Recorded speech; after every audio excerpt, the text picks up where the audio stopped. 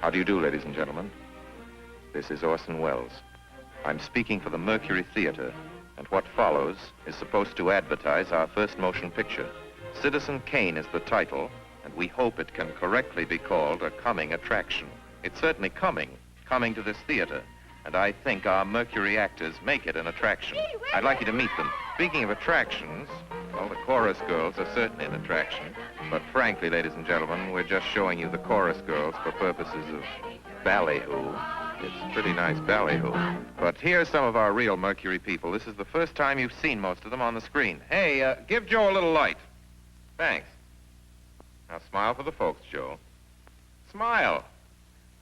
Joseph Cotten, ladies and gentlemen. That's it. Joseph Cotten. I think you're going to see a lot of him. Here's Ruth Warwick, whom I know you love. Ruth. Look at the camera, Ruth. We caught Ruth with her hair up. And here's somebody you've all heard on the radio, so I don't have to tell you he's wonderful. Ray Collins. Dorothy Comingore is a name I'm going to repeat. Dorothy Comingore. I won't have to repeat it much longer. You'll be repeating it. And here's George Coulouris, who's a grand actor. I'll say that name again. George Coulouris. Watch it. Here comes Everett Sloane. Look out, Everett. Oops. Everett Sloane, ladies and gentlemen. He isn't necessarily a comedian. And here's one of the best in the world. Agnes Moorehead. I've said a lot of nice things, but Erskine Sanford deserves some more. Erskine Sanford. So does Paul. Paul Stewart, everybody. Citizen Kane is a modern American story about a man called Kane, Charles Foster Kane. I don't know how to tell you about him. There's so many things to say. I'll turn you over instead to the characters in the picture. As you'll see, they feel very strongly on the subject. Charles Foster Kane is... Sure, he started the war.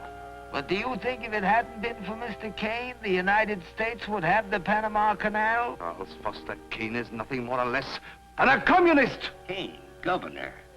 Listen, when the voters of this state and Mrs. Kane learn what I found out about Mr. Kane and a certain little blondie named Susan Alexander, he couldn't be elected dog catcher. I'm going to skin Mr. Charles Foster Kane alive. I'm going to marry him next week at the White House. Emily, I hear you've been stepping out with Charlie Kane.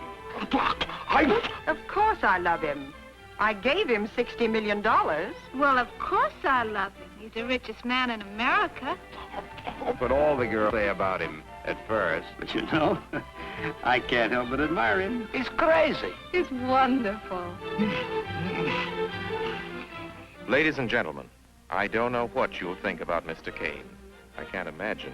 You see, I play the part myself. Well, Kane is a hero and a scoundrel, a no-account and a swell guy, a great lover, a great American citizen, and a dirty dog. It depends on who's talking about him. What's the real truth about Charles Foster Kane? I wish you'd come to this theater when Citizen Kane plays here and decide for yourself.